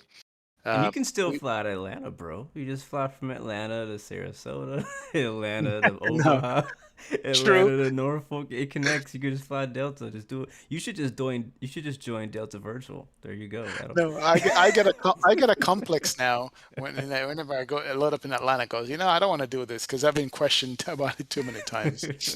You know Oh that yeah. that yeah, I think that's I'm gonna start doing those the smaller airports I think though more. another thing is that Atlanta just has such good scenery. Now, it's not by Vertical, even though Vertical's here, but just Right, the difference it makes for an airport that has custom scenery right, is it's a big difference. And so when an airport has really good scenery, you want to fly there. You want to get your money's worth of what you paid for that scenery, but you also just enjoy flying in and out of that airport because you just, like you right. said, you get that satisfaction for arriving at that cluttered, high quality airport. And so that's why I know for me, like I tend to end up flying to a lot of the same airports because I'm like, well, I got scenery here. And I like this Hmm. scenery. I like this route. I have Ortho surrounding this area, so you'll see me going in and out of there. But Vertical's back. So sorry, power decided to flash. you're My good. my UPS terminal was That's just what I heard. I heard a beep. I thought it was a cell phone, but that was a UPS backup. Ah. yes.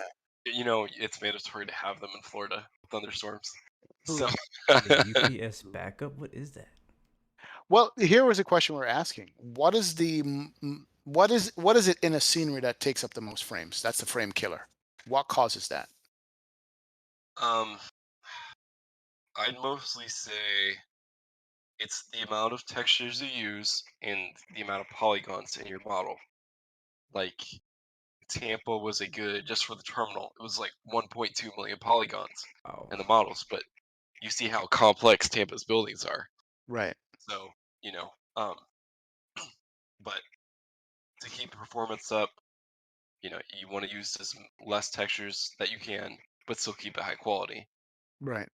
So like it's better to do a bunch of objects on one 4K texture than it is to do a bunch on a bunch of 2K textures.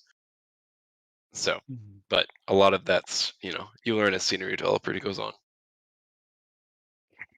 Interesting. Interesting. Because sometimes, in an airport, when you fly in and out, you look in one direction, everything is fine. You look to another direction, all of a sudden you're like, geez, what happened? My scenery just took my frame just took a dive, you know. Well, a lot of it is due to the way X-Plane loads in scenery. I hope they fix it in X-Plane 12, but you get a little lag spike on landing, even in the most optimized of airports. I noticed that. I got disconnected from VATSIM today, landing in Seattle, right when I touched Yep. down. It was lots of fun. So, that's what I'm hoping they fix. So what How do you, close? sorry, what do you recommend on our end when we're turning down settings? We need to turn down the number of objects, the texture quality, like which one is going to help us the most at optimizing so that we could get the better Good frames? question. I'd say mostly I would start with the number of objects, but I also wouldn't recommend turning on is it HDSR or something like HDR? that. It's that top slider. Um, yes. So like you can and don't max out your textures either. Like Oops. because that'll I mean you I mean, can. unless you're Yeah, XP. I would say unless you have a beast of a graphics card, Unless don't you're do it. Geo. Okay, got you. Yeah, Is it the SSAO? That's the one that I don't think tell you so. how. Yeah, don't max that out because that kills They should performance rename that completely. thing the NVIDIA 3080 Geo. I'm literally loading up my X-Plane right now just to make sure my settings are correct before I get these. Everybody get your No, settings out. look, this is actually important information for us as simmers to understand, Seriously. what Well, sliders well, I affect mean, what. another thing I would mention too is like when you fly into a bigger city, Mhm. um, I would really recommend turning down like your objects from max to high or medium, just because I get all like, oh, Baltimore has bad FPS, but then they fail to realize is that Baltimore is literally in the middle of a giant city, so so it's like when you load up the 40,000 houses on top of that, and then you have the water and all that, it adds up. So, uh, like, or you go to like New York, No, slide the no. sliders down. AKA LAX on a 20-mile final. Yeah, Yes. Yep. That's why I that's don't Exactly. fly to LAX. wow, wow, wow, wow. Is that so? And All right. JFK. Or actually LaGuardia. That's for me, Jeez. I love LaGuardia, JFK, LAX, but I cannot fly there on my current system. It just won't work. It'll be a slideshow. Jeez. What about number of objects? Do you max that out or do you medium? What do you do with number of objects? If you said it already. I usually just run it at high, but I'm on a um what was it i9 990K I think, or 1090K, Ooh. and then I have a 1080 Ti. So Uh-huh. like I'm not Okay. so I'm like medium high specs. So Would it be a good idea as a developer to like for your sceneries put your recommended settings or it doesn't matter because different people have different graphics card? I mean most of the time it's just good with their settings as is. Right. I mean, I just make sure you have a graphics card with at least 2 gigs of VRAM on it, obviously, and you have the hard disk requirements for spacing. But other than that, you can do whatever you want. And what about memory? How much of a difference does that make on performance? For X-Plane, I think it does a huge improvement. I noticed it when I went from 16 to 32 Hmm. because with the RAM, you're loading in all the houses and all the other stuff too. Ah. So, you know, I eventually probably want to go to 64, but Oh. Ooh. Whoa there. Bring it back. Bring it back. well, remember, I got a text program running, I got Blender running, I got Discord, Yeah, yeah. you know. So, but I mean, I like to think of it too, though, is that I want to see what the average customer has for a computer and see what the performance is on that. because the high spec guys, they'll always get good performance on anything. But if you have like like a 1060 or like a 1050, you know, that's going to be a huge difference from a 1080 Ti. So Mm, I kind of want to be in the middle of the road kind of thing. gotcha. And we're talking to the right person, guys. I mean, this is an IT major here, so I feel like this is right up your alley, man. And I think this is honestly like, I mean, I'm sure you probably wouldn't claim yourself to be an expert, but still, it's like even this little bit of information is super helpful because everyone is just fighting for that extra frame. No matter what their Yeah. system, no matter how good or bad, like you just kind of want that extra FPS. Like me, I'm happy to have 30. Like 30, I'm like, yes, this is a good day. But some people are like, oh my god, I dropped to 59. It's a horrible flight. You know, I'm like, come on, man. Yeah, man. I don't even play the FPS game anymore. I literally just goes, is it smooth or is it stuttering? And you could tell, pretty much immediately. But I think the thing I hate most about sceneries is just looking in one direction and it's good, and the other direction and it's horrible. Yeah. You Mhm. know, it's almost like they have something concentrated in that, and as you said, it's probably just a different detailing on the building or something. Well, that makes a question because I know on like a lot of developers they make the mistake of I'm gonna do the terminal well, but then I'm gonna say screw it to the cargo terminal, aka Atlanta. From Mm. you look at it and you're like, okay, the terminal's really cool, but you go to the cargo ramp or like Chicago and it's like really bad for the Right. cargo area. So I like to concentrate on both because your two primary simmers are cargo and commercial. So, Right. you know, I don't see why you should lose focus on, other hangars just because people don't use them as much. You know. True. True. Hey, what True. if you want True. to fly a private jet into an international airport? That FBO better be looking nice, signature Atlantic, over there. Yep. Yep. Man, That's what I liked man, oh about your New Orleans scenery, actually, because I flew airliners into there, but I also like to fly, business jets in and be able to fly in and park on that. I think it was a signature ramp over there next to the terminal, Yeah. so it was Yeah. really nice. Mhm. So. nah, good stuff, man. I like that the fact that your website, when you log into your account, there's a major website that doesn't do that, but it shows you what you already have. you know, and you can Yep. re-download stuff. I mean, that's very important. That's why I suggest you guys go to Verticalsim's website directly, verticalsims.com. It's just easier. You can manage to look at all the stuff that you have. If there's how often do you update, by the way? Talk about that. How often do you update stuff? Um. I mean, I don't really update unless it really needs it. I Gotcha. will update it when an airport releases if it's something major that breaks. Being Omaha was actually a perfect release. Nothing actually broke on Omaha. Wow.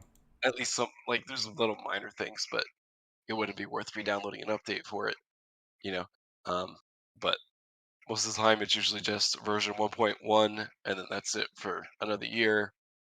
But then you have airports like Tampa where they completely throw in another taxiway bridge and 5 more office buildings and a water utility plant. It's like, okay, I'm just gonna wait for them to finish that and then I'll put it in an update. Or like BWI Pro, where they completely like practically took it from the ground up and made it look nice to Did my you new really standards. rebuild that airport? I think the only thing that went over was the terminal, I think. But even then, I like redid all the textures. None of them are the same. Wow. And I mean, you could tell the difference. You look at Baltimore V1 versus that, and you're like, oh, yeah. So you know, Nice. Wow. Wow. Well, I've appreciated so much, man. This is what I wanted when we asked you to come on the show, is just to give us a little bit behind the scenes of how you get stuff done, what's it like between Microsoft and Explain, what causes my damn frames to tank in an airport, and so forth. This is what I wanted to find out. It's good to talk to a developer that, is able to share that stuff with us because a lot of times we're out here in the sim world, have no idea, and we might talk bad about a developer or curse a developer and not knowing the struggles yep. they have to go through to make stuff done? I mean, what's the feedback you get on your stuff? I mean, how do you deal with negative comments or negative critiques of your airport? How you deal with that stuff? It's really funny you asked that because as some of my friends say, sometimes I get really like heated for a little bit. Someone's like, because I think my issue is a lot of people like to point out like the littlest of things. They're like, oh, this isn't exactly 100% like it is, and something like that. And it's like you hate yourself, but it's also like you're gonna really find the smallest little things, versus I spent 4 months on this and that's that. So, but I've learned to, do that and, to take it more positively and saying like, okay, I disagree with you on this, but I will try and work out a compromise, because I know the big thing now for Microsoft is you got to put interiors on everything, but it's like you can't Mm. do that. You can't do that next plane because the performance isn't there. So, like I try to find compromise with everything, and you don't. I learned to not, take it so close to heart when it comes to those things because some people are just like that in the world. So you just kind of have to brush it off and look at actually valid responses and feedback and not, petty people and just continue what you're doing. Yeah, because like imagine if what Walmart and Google took from all their negative reviews you see online and stuff like that. They don't take it to heart, you No. know. They So don't care. yeah, Yep, so definitely. Wow, wow, So wow, wow. before we move on, I just want to talk really quickly about the future. I know that I believe you announced you're working on a new airport, right? Can you say what that is? Is that public? I don't know. I actually did announce Boise back in May, so that's the current project right now. I'm hoping to release it within the next 2, 3 weeks, something like that. Maybe next week if I'm really lucky. And so that'll be the last one for this year. Oh. So I hope it'll be a good Christmas present for everyone. So, but then after that, I have no idea, no clue yet. I don't know if PMDG is going to be coming out by the end of the year. Probably not at this point, considering it was supposed to be back in May or June. So I'm thinking it's going to be another X Plane. And I was actually looking at doing another big one like Tampa. I don't know which one yet. Houston. Um, I've had a lot for Houston. Seen so much for Houston. I will It's say I don't know if you know between this. Houston. I've so many Houston, Charlotte, Nashville. Palm Yeah, Beach. Come on, man. not as much as Charlotte. No, Charlotte is a big one on the East Coast I'll too. say this that Yeah. how do you I guess because you mentioned Houston and I actually learned not long ago because Houston's my home airport, IH specifically, not HOU, because you already have a amazing free version of HOU actually. But IH, I've been like, really lacking there. There's a freeware version for it, which is okay. They like put a couple custom objects and put a bunch of apartment buildings around it. But I know somebody else is working on it. I've actually found out there's some other person I never heard of, some other developer working on an IH. Another developer also just released a Charlotte recently. That's it is what it is. So how like does that? Whenever you see that another developer has kind of like announced they're working on a project or an airport, what is your mindset behind like, all right, I can make a better one, or I'm gonna go somewhere else? Generally, between scenery developers, at least veteran ones, it's where we don't really step on each other's toes. You kind of like respect each other. Then that okay, that's the airport you're doing. Go ahead, you're fine. But I think as more airports start to come out, it's like the gap closes on what you can do, and when it's your full-time job, you kind of like, I really just have to do something. But a lot of the times now, especially because COVID happened and a lot of construction was done, so stuff that may have been there 5 years ago when the scenery came out, it's totally different today. Um, like a good example is what is it, Fort Myers, I think, down in Florida. Like you look at some of the texturing and you're like, okay, that's a little outdated. I can maybe do better with it, but it's just it really depends. Like I said, you kind of personally, I'm not going to throw anyone under the bus or anything, but if you don't see it to be good enough, you're going to do it anyways. You know, um, like if someone released a Tampa tomorrow, like how does that compare to mine? And if they try and beat mine, I'm gonna come back and you know Make it better. try and beat theirs. Yeah, I like that because mindset. I like that. you know. I like that. So yeah. So I mean, Yeah. I'm not a competitive person. So it's more of like, okay, I worked hard on this, and you're trying to show me up on it. It ain't gonna happen, because So I've noticed this, and I don't want to branch off in this too much because I could talk about this quite a lot because it actually pisses me off when y'all do this. Because I end up buying both sceneries, you know what I mean? and yeah, then and then I'm like, crap. Like so, like for us, I feel like it can help us, us as in the buyer, but also can hurt us because we could see like, all right, well, I've been waiting so long for Dallas Fort Worth something like that to come out. Right, and then it's actually happened to me. This is a true story. I was waiting so long for Dallas Fort Worth to come out. Somebody released it. It was better than default. We all thought it was pretty decent at the time, and then I don't know, 3 months later, somebody else came out with one that actually looked a lot better. But I refused to buy it because I already had the old one.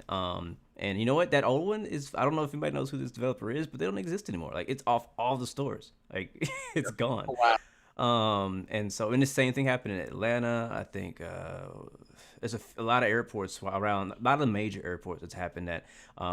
And so it's kind of interesting that it could happen at some of the smaller ones too, But at the same time, I like that competitiveness, that you said. But at the same time, as a person who probably bought the first one because it was the first one and the only one, it's like, dang it. Well, now Vertical Sim came out with one. I know his is gonna be better, so I gotta buy his too. You know what I mean? So yeah. Well, I mean, like I said, I mean, that's why I really like to be transparent on, what I'm working on. That way people know to plan ahead. Like as soon as I start an airport, you know, I mean, I know Mr. X does it when he's really close to release, but it's like I'd rather people know ahead of time, so they could put, if they want to put money away, or something like that, they have the time to do so. Or if they want to hold off on buying an airport, they can do so, you know. Um, but you know, it's just you can't really know 100%. Yeah. Question for you. Somebody in the chat says, how about the Caribbean? Have you ever thought about doing any Caribbean airports? At least the destinations where, there's like a lot of tourist activities. Anything in the Caribbean at all or no? Not yet. I mean, I wouldn't really consider it the Caribbean, but like, I mean, I really like to do a Montego. Yeah, But I know there's already one, but it's that one, mediocre. yeah. So I think that would Right. be a fun one. Or what is it? Bermuda, I think, is one that Right. I saw. But And Haiti. And Haiti, man. Haiti's a big one. I think there's also Havana. I don't think it says Havana anywhere. why No. don't we have a Havana? That is such like I don't know, it's just like in a prime position to get to from Miami, from Okay, the well, the one Caribbean. question that you guys probably know is I've had, at least in the Caribbean wise, MDSD is the most requested I've got down there. Can you like explain like what what's so like popular that one? Dominican It, Republic. it's a tourist attraction, it's a tourist destination. There It's a actually DR. is a version on Microsoft already, I believe. Yeah. Well, I Um, think yeah, because I think I almost converted guys to X-Plane, but yeah.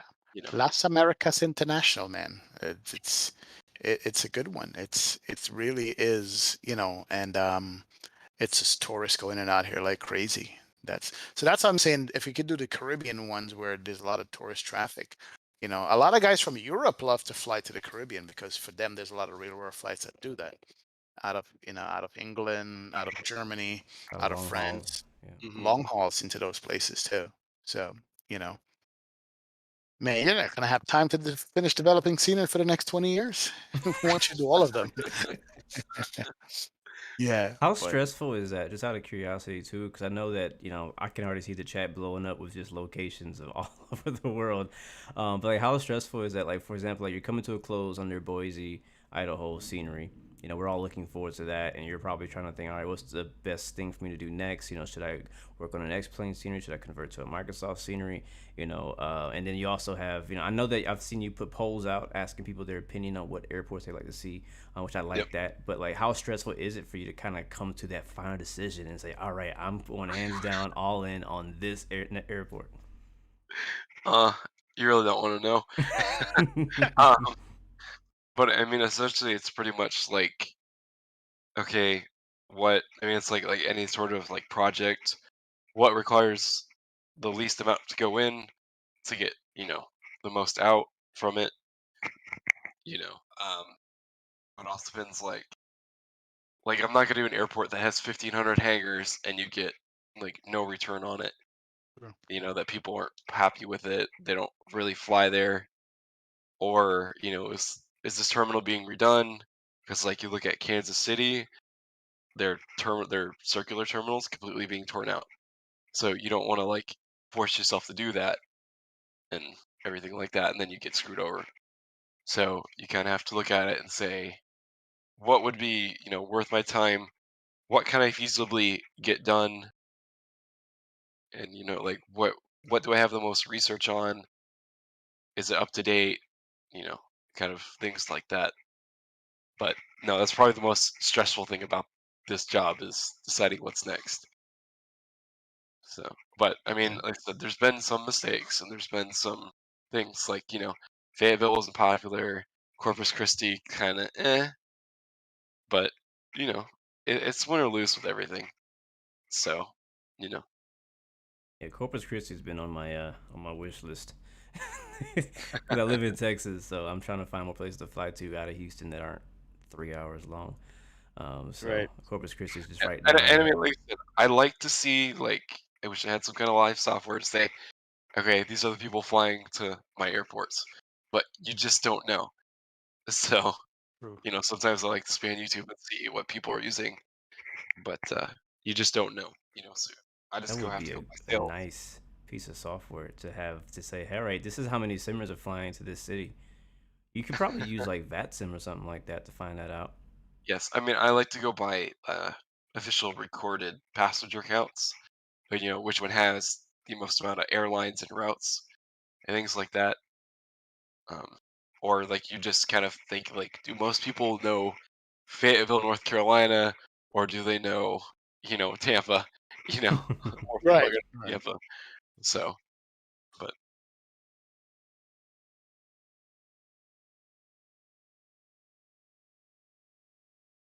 Moment of silence. Did we I'm get? like, Did we what get happened? disconnected? Like, yeah. So Are what we happened? still Did we on? lose? We lose power. Hello. Are we on the air? Are we still It's like, here? oh, no, man. We're still here. I was like waiting Now for it's just XP. yeah. No, I'm just here thinking about, the whole scenery development thing. We talk about airplanes a lot. We talk about airplanes developers a lot. And I just feel that we don't put as much weight on scenery developers, which is 50% of the damn simming. Think about it. Where you load up? You load up in a scenery all the time, every single time you go to fly, Probably more even though than we're flying an airplane. 50% because you fly Yeah, the same plane to 50 different airports. exactly. And for some reason, yeah, I mean, where do you think you rank in the whole simming thing as a senior developer versus a airplane developer? I mean, we seem to give them more praise. Have you thought about that? yeah, I mean, like I said, I don't really like step on people's toes and whatnot. But I mean, I know airplanes are obviously way more work than a scenery because doing systems design is, you know, it's not it's not easy. You have to know programming languages like Python and C++, things like that. There's just lots and lots of work. But they also have teams doing them. Like I have someone who textured the plane. They have someone who did the systems. So it's like apples to oranges. They just don't compare. They're just two different entities. But I mean, I think maybe the reason planes are more respected is because they use them 24/7. You Right. spend 99% of your time in the cockpit. You know, you maybe like stroll outside one time to see the scenery, and that's that. But that being said, is when you're taxiing out, you don't see like X-plane default trees and stuff like that. I think that's when you kind of like see like, okay, this is why I own this airport. I'm not using gateway kind of thing. So Yep. You fly it and you land and it's immersion ruined. I With saw. What deep. are some ways? And I don't know if you've been thinking about this at all, but and maybe not just for you, because I'm not sure like what what span of range you can do or you have thoughts of doing, but what kind of like in the future for your sceneries or just sceneries in general based on X-Plane 12, Microsoft, like what can you and other scenery developers do to take scenery to the next level? Um, I think it's really going to be, they said like with Microsoft, I think interiors are going to be the next big thing. Well, they kind of already are for Microsoft at least, so probably it's going to come to X-Plane soon. Um, Another thing would be probably integrating some kind of like SAM onto a hanger and stuff like that. But I think it's mostly going to come down to texture and modeling enhancements. Like I can do more with X-Plane than I could in X-Plane 10 type thing, with PBR and things like that. And as computers get better and better, you have more room to expand into these things. But, at the same point, it's like I can make a hanger that opens up with SAM, but it's like how many people are actually going to use that? It's Gotcha. like you see Portland, they have one of those hangers that do that in there, but I've never seen anybody open the hanger on the flight beam Portland. Nobody's Didn't ever even opened know that. the I hanger. didn't Yeah. know that. I was just there. I Yeah. had no idea that it I mean, opened. So, I yeah. yeah. I gotta mean, find. in all honesty, the only time I actually carefully look over a scenery is when I'm doing a showcase of it, you know. And there's so much goodies there, but you load up, you want to get your clearance, you want to taxi out, push back. I love the scenery in the background, like a wing Yeah. shot off the scenery where everything's there, all the clutter and stuff. It's just like makes your immersion better, you know. Mhm. And you never get to see the GA ramp, as Blue was saying. You never get to see the cargo ramp because even though it's detailed, we don't even go there. But hey, one last question that I have, and Dimitri in the chat just dropped it. It goes, why is it so difficult for senior developers to provide proper Ortho integration or patches with their scenery? What's the thing with Ortho or playing nice with Ortho? How easy or how hard is that? Yeah, I mean, like I mentioned earlier, there's no really like nice mesh kit that we have. It's literally like sitting in there and typing in numbers like 23.45 and then 26 point whatever, and you have to slowly like make your way up Hmm. to learn how to use just numbers to make a 3D mesh, which really doesn't make any sense, right? It's Hmm. like, but like I said, like Microsoft has the kit, K3D has the kit, just Xplane doesn't have the kit.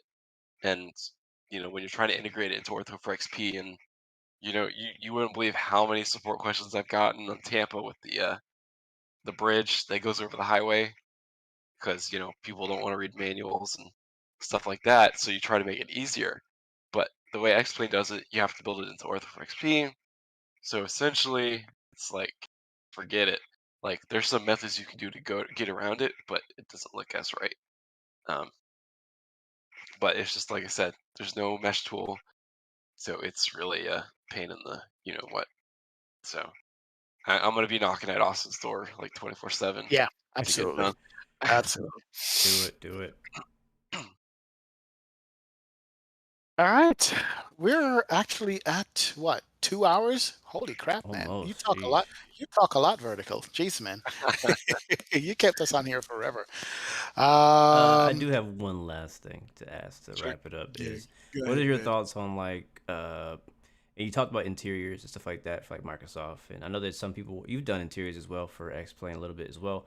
What do you think about like character modeling and people and animations Hmm. of either objects or animating people? Walking Me P3D has this already.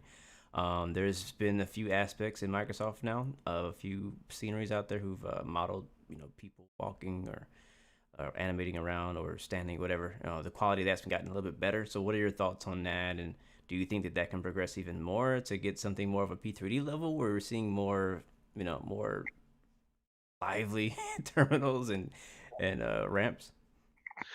Yeah, like you said, I think X-Plane's really lacking the performance to do that yet. Maybe it'll change with X-Plane 12. Um, but I think maybe a lot of people see it as like it's not really worth the performance of that. Like interiors are one thing, right? Because when you park at night, you see the inside. You see the Quiznos in the back or something. That's that. But at least for right now, I think it's still maybe a good 2 or 3 years away, or maybe people do something like that. It might never become a thing because, except most people literally just sit in the airport terminal on their phones. So, when I see like scenery developers making them like jumping around, doing like high fives in the terminal waiting for a plane, it's like, eh. I mean, I think honestly, I think Nimbus, for at least for X-Plane, has the best when it comes to that. I mean, because he does little things like a guy flipping through a newspaper and Yeah, stuff like that. But X-Plane's animations are just very limited right now because they don't have what's it called? It has to do with bones. Like they're I forgot the name of them, but they're like logical I know bones. what you're talking about. Dang, I forgot the Yeah. name too. Um, but essentially that's the issue with X-Plane right now. So you can't have a proper like walking animation yet. So that's again what I'm hoping maybe will change. But that's right now. I think interiors are enough, and I like to have a congruent approach where the hangars, the FBOs, all that has the same level of quality, rather than BSing the hangars just to add animated people into the terminal.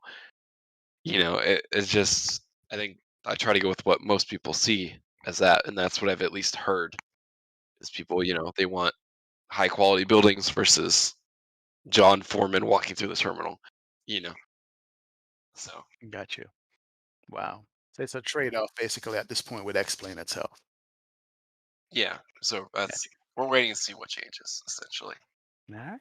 So 12's coming. What do you hope? What are your hopes for X-Plane 12, and what are your hopes for Microsoft in the coming 6 months to a year? I'd say for at least we'll get better like scenery tools. Better scenery tools. Hey, It's such a nerdy thing to say, but it's, got you. it's true. Find ways to make our lives, a little bit easier and whatnot. But I mean, if it is, it is what it is. After doing it for 3 years, you're like, okay, I've already accepted the films and all that, and but that's just part of life. Nice. So, but Ladies and gentlemen, the man, the myth, the legend himself, Mr. Verticalsim. Thank you, brother, so much for coming on the stream, hanging out with us, talking for 2 hours. Jeez, man. Verticalsims.com. You've given us so much great sceneries, and I love your website, by the way. I'm going to talk to you about that because I need one that looks like that. And thanks so much for just sharing behind the scenes, man. Blue. Yeah, man, same thing, man. This is definitely an honor to have you on with this. I mean, I've always appreciated your scenery, flying in and out of them, and also appreciating your price point. I want to praise you for that. We didn't mention that much, but being able to have affordable scenery as well, that doesn't like really just make you grit your teeth when you buy it, but yeah, it's just definitely an honor, and thank you, man, for coming on the show. And I was definitely looking forward to it, man, and great to hear your perspective on everything. And looking forward to seeing your Boise, Idaho coming soon, and anything else you drop, man. I'm probably gonna buy some more of your old stuff too. Good stuff, man. Good stuff. Wow. All right, I'm gonna go finish out my downloads on your site right now because I had some stuff that I haven't downloaded for my new computer. So I think I'm gonna jump back into Tampa and crank it up and see what it looks like with this new rig I got. It's gonna be good. Oh man. Be back on Microsoft Flight Simulator. Most likely in a fly-by-wire A320. The GOAT of MSFS right now. And yeah, so be there. It'll be 11 a.m. Eastern, 1500 Zulu. What about you? My last stream was supposed to be yesterday or the day before. I'm actually considering doing one before I leave because I'm leaving for the weekend. No more streams until Monday. Wow. Hand of God is saying no, and I'm thinking that there's going to be a good computer here to use, but I don't know. We'll see what happens. We'll check your stream out more than likely, if anything, man. That's it, man. We're gonna go away for the weekend, guys. We'll be back on Monday. Absolutely. I actually just found out that I got a trip. I'm leaving Sunday night. Won't be back till like Wednesday. So yeah, but it'd be good. Definitely watch the Instagram. I'll be posting lots of stuff for my trip, so stay tuned for that. Nice. All right, gentlemen, ladies, thank you so much. we are going to be out till next Thursday. Again, we have another Blu-XPerience. We'll just keep the guests rolling in. We'll keep the commentaries coming in. And thank you so much. And as Blue would say, I can't remember it. Go ahead, Blue, and say it. Remember, you have 3 choices. Give up, give in, and give it all. You got peace, love, and God bless you. We will see you guys next time. Next video. We out. Good deal. Bye.